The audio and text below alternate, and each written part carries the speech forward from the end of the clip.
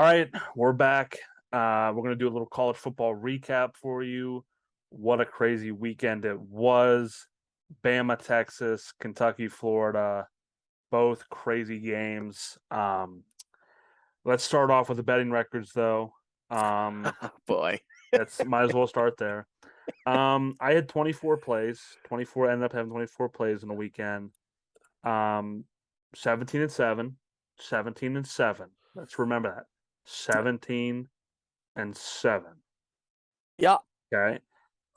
Let's remember that when we get into the best bets. So we can just put that one. Hunter, you had 13 plays. Uh-huh.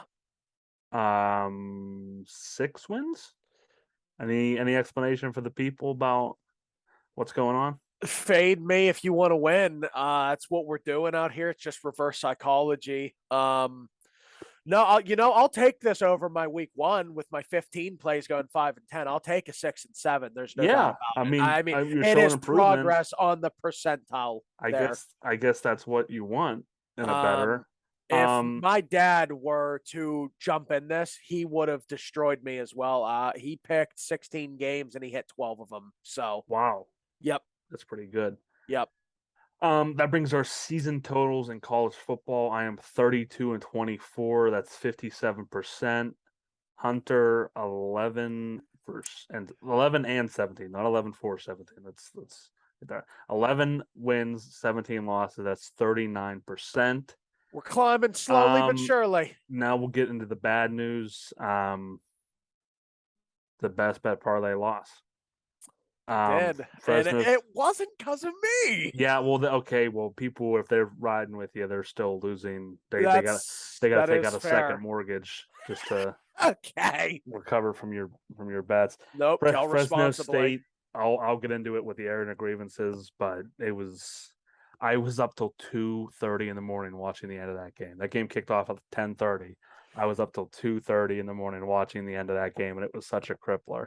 Yeah, you texted me at 2:30 in the morning, and I was at the Meadows watching the UFC card, and I saw that, and I said, "This can't be good." If he's texting me at 2:30 in the morning, it was a heartbreaker if there ever was one. So, yep. let's get into some of the big game recaps. Bama, Texas, better game than I think people thought.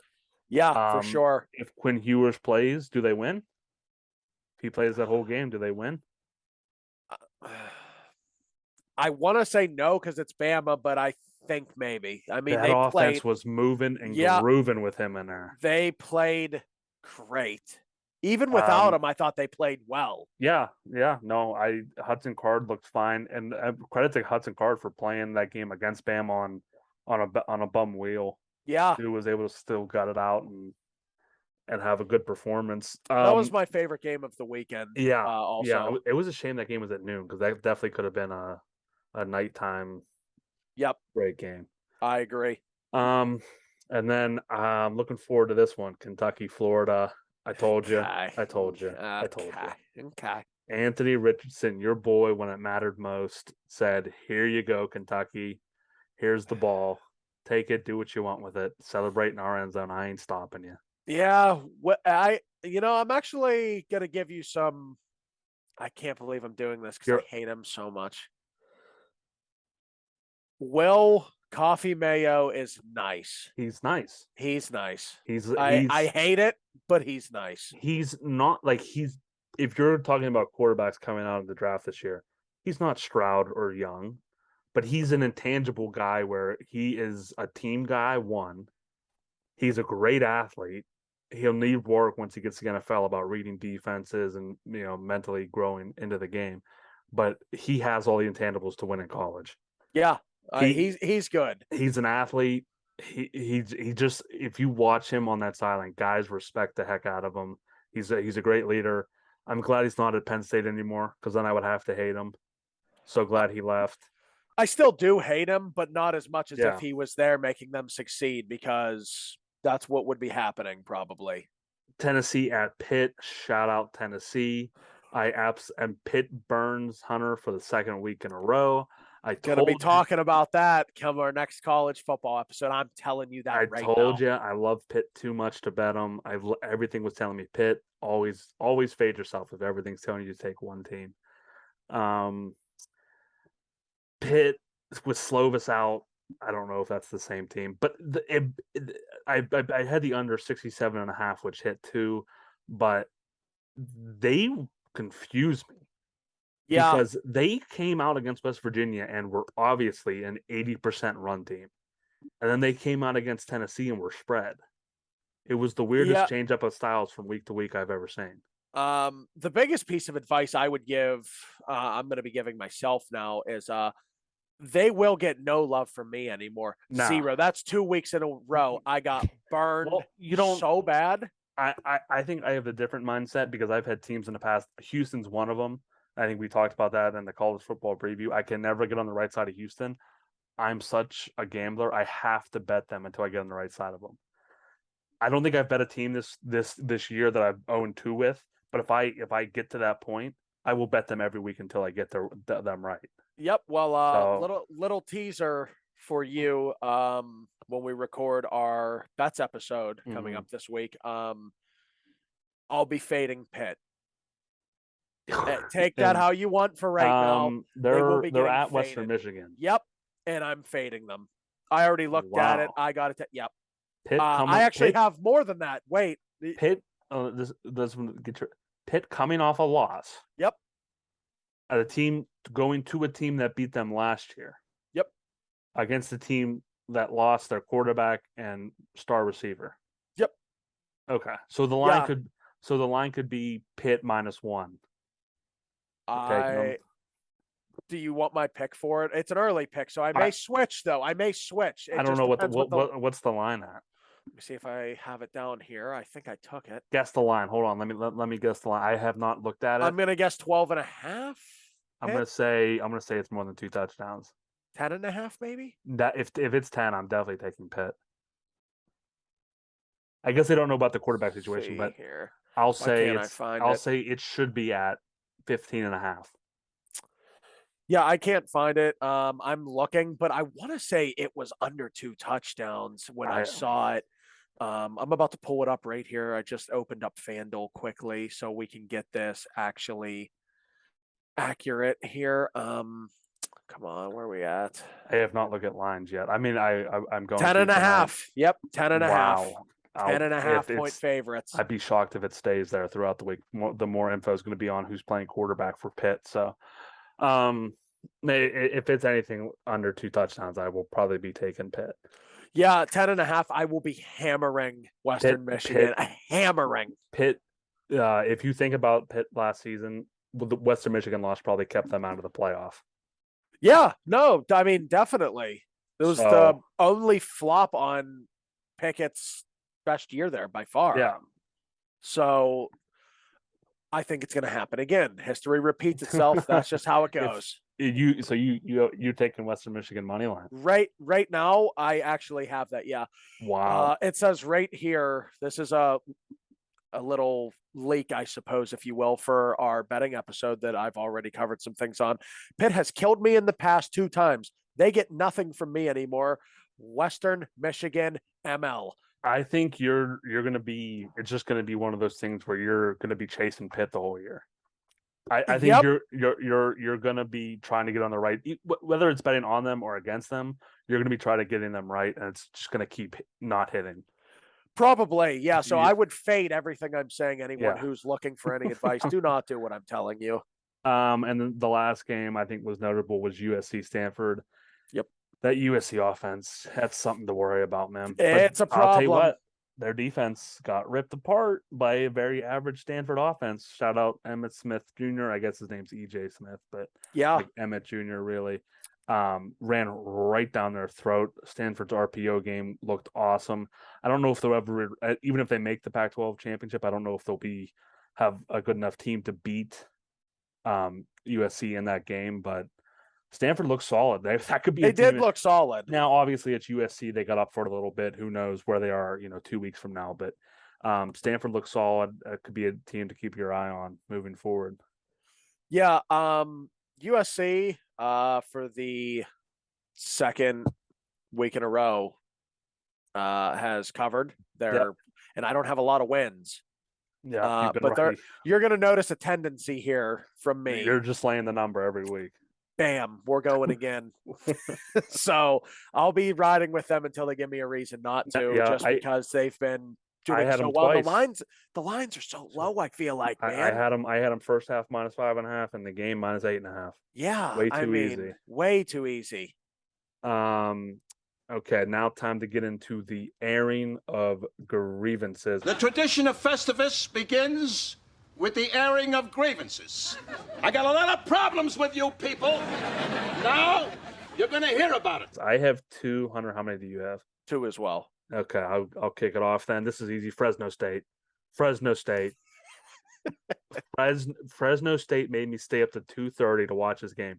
They take the lead with 1:30 left, or I think it was under a minute. It might have been like 1:11. I think they had the ball with 1:30. They scored with 1:11. Mm. This team lets Oregon State go. I think they got them to 3rd down initially, and then Oregon State had to go like 70 yards in 30 seconds. Yeah. The one play that broke their back, I think it was a 3rd down, I think it was 3rd down, because then they went for it on 4th from midfield. The quarterback scrambled for like 13 or 14 yards because Fresno State had D tackles on the field. When it's a late game situation, you have to have 4 DNs, 1 linebacker, and 6 DBs on the field. Yeah. You have to have speed, because plays are going to break down. You have to have speed to be able to catch quarterback scrambling. You have to keep people in bounds, tackle them in bounds at all costs. A 300+ pound D tackle does not help you in those situations. That's bad coaching. Yeah. And that was the number one thing. 2, Oregon State, they're a good team. Nothing to take Oregon State away. It was a good game. Just the ending killed. Oregon State drives down to the 3-yard line with 3 seconds left. They bring out the field goal unit to tie the game. This would have tied the game, send the game into overtime. Fresno State calls timeout, right? Okay. Why do that? The pressure's already on the kid. Yeah. The pressure is already on. He's either going to make that kick or miss it. Yep. There's no more pressure you can add to that kid. Oregon State comes back out. They line up for the win. They go for it, run it right off the edge, touchdown. Game over. It was such an unbelievable loss. Fresno State deserved to win that game. Jake Haener, their quarterback, is awesome. I'm probably going to bet them the rest of the way. They looked unbelievable. I think I already have a future on them winning the Mountain West, but I'll probably see what the odds are now and bet them again, because if they're still plus odds, they looked so good against a Power 5 team who I think Oregon State's one of the most underrated teams in the country. They can flat out play on all aspects of football. Their secondary is a little average, but they have a great run game, and their quarterback's solid. They have a they have like a Taysom Hill guy who actually scored the game-winning touchdown, who just comes in. He plays linebacker. He plays on like every special team, and he plays just a utility quarterback. And he's their starting middle linebacker, and he plays wildcat quarterback. That's so awesome. I think they could be a sneaky team in that Pac-12 North, but it's not great right now with Oregon. Yeah. So one of mine, I'm going to keep it short, sweet, and to the point. Florida. Oh boy, Florida. I continue to look bad week after week in here. Yeah. You can say that again. I do. I continue to look bad week after week in here. It's just, man. Well, speaking of which, your NFL is not going to be looking too good either after the Seahawks blow out the Broncos, which is what's happening right now. What's the score? I have it on. But I can't see it's it 4th right and 1. The Seahawks have the ball at the Broncos 7-yard line. They're going to try to get this first down. They could go up. They could go up 14-3. They're going to get it. Oh boy, how wonderful! Good job. Oh wow, that's a crazy spot. They might not get it. Good. Go ahead. Anyways, yeah, but Florida. I mean, what am I doing? There's no we. It's me. What am I doing here, huh? I mean, Will Coffee Mayo said, "What's up?" And Anthony Richardson said, "I don't know how to play football." yeah, I mean, that was an inopportune time to have one of those interceptions. Yeah, I mean, one of those guy runs a fade, quarterback expecting it to be a hitch. Yeah, throws it right at the corner. miscommunication somewhere, and I don't know whose fault it is, but someone's got to deal with the blame. So I'm going to put it on AR-15. Yeah, Florida was just a terrible pick by me, and part of me did it just because I like to differ you, so we have things to debate about. And then I start to believe the things I'm actually saying like an idiot. And then I start betting it like an idiot. No, and then I shouldn't do that. So I mean, it's nice if you you can debate me and still be like, you just be like, I'm still going to take it, but I'll give you reasons why I don't think it's going to hit. Yeah, I mean that could be the next move because boy, I won't be betting on Florida anymore either. Yeah, they're done already. I didn't like them in week 1, really. It's week 2. A lot can happen, but if you come back and beat me in college football, NFL is still a toss up. But if you come back and beat me in college football, that's the end. You won't see this face for a while. I'll tell you that much. I don't think you have anything to worry about. If I don't get to 500, though, I think I'll be logging out of the FanDuel account. 500. Wow. 500. Yeah, we're going for 500. We're gonna. I may have less picks each week, but I'm gonna really start researching so I can try to get there. Yeah. So I'll have my second pick now. Auburn. I mean, what are we doing? San Jose State comes across the country, and I think they won by 9 or something, or I don't even remember what the final score was. I just remember I had it on in the corner, and I just kept peering over. I'm like, can this game just end? Not to give too much of a preview of what I'm thinking this week, but Penn State's going to kill Auburn. It's going to be bad. That's going to be a game where Big Ten fans are going to pound their chest because Auburn stinks. Penn State's defense is really good. Mm-hmm. It's going to get ugly. I don't know if Auburn will score a touchdown in that game. I could see 2 field goals. I could see 3 field goals because they got a good kicker. Maybe make a couple long field goals, but it's going to be tough for them to get in the red zone. I saw today that 58% of the money was actually on Auburn money line. Yeah, it was tight. It was too tight. If you have a team come across the country and an FCS school, which I like San Jose State. They're one of my group of 5 teams that I always find myself betting on. I like their program. I like their coach. Mm-hmm. They're a team who during COVID there was a restriction on they couldn't practice on campus or something. Mm-hmm. It was like a campus rule where you couldn't have a meeting of so many different people. Like they had to travel, they had to drive on a bus 2 hours a day just to practice. That sounds terrible. And then they would practice for 2 hours, drive back. So 6 hours of their day were spent practicing.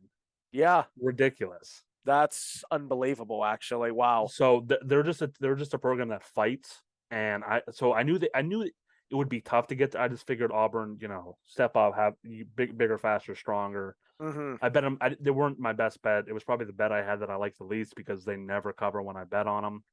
So I will be definitely taking Penn State. I think the line's at 3.5 right now. Anything within a touchdown, I like. So yeah, if I did confuse you, I was referring to checked the Penn State Auburn game. 58% of the money is on Auburn's money line right now. Vegas is licking their lips. Oh, they're grinning because I'm not taking them either, buddy. It's that might be my best bet of the weekend. I hate to keep betting. I hate to keep betting against my own teams because it just looks bad, but I don't see Auburn scoring more than 3 field goals in that game. Man, that's gonna get ugly if that's the case. My second and last that I picked for the airing of grievances is Pitt. Dude, I mean, can we stop running man press? Can we stop doing that? Oh, well, it's not working. Who's the receiver? Who's the Tillman? Right, Cedric Tillman. Yep. Tillman. Oh, he had a second half. He had a bad first half. Destroyed but a great him. Second half. Destroyed him. Yeah. I mean, Oh, and Hooker's no scrub No. as it is. You're man pressing this dude's wide receivers. What? It didn't work against West Virginia. Mm-hmm. What made you think it's going to work in a better team against Tennessee? What are we doing? Yeah, it was I don't know if that's on Narduzzi. It's or the probably on DC. Narduzzi. What are we doing? I will never tail them again. Mark my words. You mark my words. Every episode we do, and I'm not joking, I will fade Pitt on the spread every episode. If they're in there, I'm fading. I will not take them. So what would you do if I don't care if they play ITT Tech. I was gonna say, what if they play a team that like their entire starting offensive line is out with COVID or something? Yeah, no, don't care. Do not care. I will fade Pitt or just not touch it. I will never take them again. Fair enough. I mean, you gotta have principles. Yeah. On me, I'll start this one off. Boston College money line. Boston College has two good players. They have Phil Dracovic and Zay Flowers. That's it. I don't know why Phil stayed there. I think he should have transferred to a school that needed a quarterback. Auburn. That wouldn't have been bad for me. Not at all. He could have had some warm weather, wouldn't have had to go up there and be in the snow in the last 3 games of the year. But that team is bad. That's a bad football team. They lost to Rutgers and a bad Virginia Tech team. Boston College could be a team to fade. I don't know who they play this week, but if they play like an FCS school, because they haven't played one yet, look who that FCS school is. I mean, we'll be getting into it later in the preview of the next week, but I could be taking an FCS school on the spread against that Boston College team. My on me, and this isn't even just the game itself. If you remember, I had 5 first quarters. On my picks. Notre Dame to cover 6.5 in the first quarter against Marshall. You know, I see Notre Dame in week 0, essentially, I guess, against Ohio State, and they look decent. I mean, they played us tough. I said, okay, there's no way they don't come out fired up with this coach, Freeman, and just light up Marshall like a Christmas tree. What happens? They lay one of these in the first quarter. It's bad. It's not only that. Hold on. It gets better. Wait. Not only that, they were minus 1,200 favorites to win the game. Yeah. And they lost. Mm-hmm. Outright. Yep. Bad. What the hell are we doing? That program's in rough shape. Oh, because my God. It's something that it goes under recruiting with that school. They look for academics literally just as much as athletics. Well, yeah. You have to be so at a certain level to get into that. That's all they care about. Notre Dame would literally be happy. I think their graduation rate's like 99% on their football team.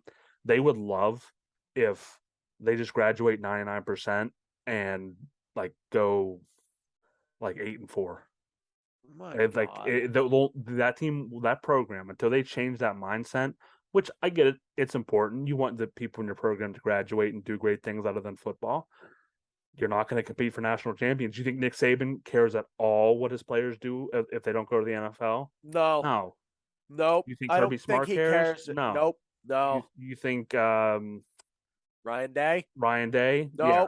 Do you think who's the dude? Dabo. Do you think Dabo cares? No. Dabo doesn't care about nothing. He just got paid. He don't care about the guys on his own team, really. No.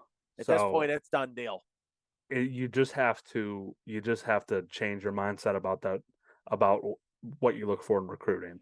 See, I thought bringing Freeman in, like a guy that seems like a player's coach, like you would think people would want to go there and play for that guy. It's actually interesting. We just talked about Phil Dracovic. Phil Dracovic went to Notre Dame, and then he transferred to Boston College. Out. Yep, I remember. Because of who was the guy there? Who was the dude? He came in from He came in from Wisconsin. He just said it's not Jack Cohn. Jack Cohn. He's in the NFL now. He came over from Wisconsin. Dracovic said, "I'm done with this. I'm not going to play over him." He could be there right now. Yeah. And be a lot better than Tyler Buckner, or who was the other guy that played sucked too. Yeah. They all stink. The entire quarterback room stinks. It does stink. So, But yeah, that one, dude, when that happened, and I didn't have a shot of hitting it anyways because of Alabama and Texas just being so gritty right off of Jump Street. But I'm just thinking to myself, like, man, what are we doing here, Notre Dame? It was never. And I'm not mad about it because I can't stand Notre Dame. I've said for years they're overrated. They were overrated when they made the college football playoff, and they played, I want to say, Bama, and they got the doors blown off of them, rightfully so. It was ridiculous. And I was so excited that happened because I said, dude, they stink. They stink. I have a couple friends who are Notre Dame fans, and they always tell me the same thing, that Notre Dame has the toughest schedule in college football. Yep. They tell me that. No, you don't. They don't. I understand you play USC or Stanford every year. I understand that they play, Navy, who's not a great athletes, but they're hard to prepare for. But if you're in a conference and you play the same teams every year, there's something to be said about coming out of that conference. Yeah, where teams, absolutely. They understand your style year after year, and they're able to game plan better for you. Yeah. So, but when you're playing and you were able to rotate your schedule as much as Notre Dame does, it's not even like the same. They'll never be able to compete if they don't get into a conference. Personally, I like to see them join the Big Ten. Oh, I would too, because that's going to be cake. I think that would be. I think if you take Notre Dame, trying to think what else is there. Like if you take Notre Dame and Iowa State, and you put that in the Big Ten West, yep. And you take Pitt and Penn State, put them in the Big Ten East. I'd be fine with that. Those are your 4 adds in your Big Ten set. Yeah. Or even you just add Notre Dame to the West or Iowa to the West, or I think you go Iowa State to the West because they can play Iowa every year. Yep. You already add in USC and UCLA in the West. Yep. And then you just add Pitt, Notre Dame, and West Virginia in the East. That would be perfect. I mean, look at you. Be awesome. You're putting fires out all over the place. That would be the ideal Big Ten conference. Yeah, absolutely. You have rivalries across the board. You don't have to travel that far besides USC. Imagine UCLA. the revenue they'd pull in just from West Virginia just alone playing every year themselves. That revenue, dude, I mean. In basketball, too. Pitt, West Virginia would be huge. Absolutely. But you're going to have a hard time taking Notre Dame away from that NBC TV money. Yep. My one big takeaway from college football week 2, the Sun Belt. The Sun Belt's real. You had Georgia Southern outright winners in Nebraska. You had Marshall, who you just talked about, outright winners in South Bend, and you had Appalachian State beating Texas A&M. 3 of the biggest college football upsets. If you had one of those upsets a year, that would be an awesome upset. You had 3 in the same weekend from the same conference. Yep. What a weekend for the Sun Belt. Absolutely. My one big takeaway, without question, and it's not close, Georgia is the best team in the country. And it's not close. It's not close. You could have said that. Yeah, I said that after week 1, but I get it. No, not because they did anything spectacular. Alabama. Okay. Alabama, and I don't think Texas stinks. I don't. I think that they're solid. But Alabama will not. Okay. They will not beat Georgia. So that's done. So score prediction: if you then Ohio State, Georgia, right now, if they played, they'd beat us by 2 scores. Wow. Yeah, they'd beat us by 2 scores at least. I'm being honest. I'm how not scary even is that? How scary? Terrifying. Is that? And I don't want to say that. I feel bad saying it, and I'm almost laughing because I know you did not expect me to say that. You probably thought something. Oh, I thought you would say it would be like a 1-score game or something. No, 2 scores at least. I mean, they're kicking our ass if we play. Shout out Arkansas State. I told you, kept it pretty close there. Yeah. I knew they would score a couple times. But yeah, that is my number 1 takeaway. As far as I'm concerned, it's not close to the best team in the country because of what Alabama did this week.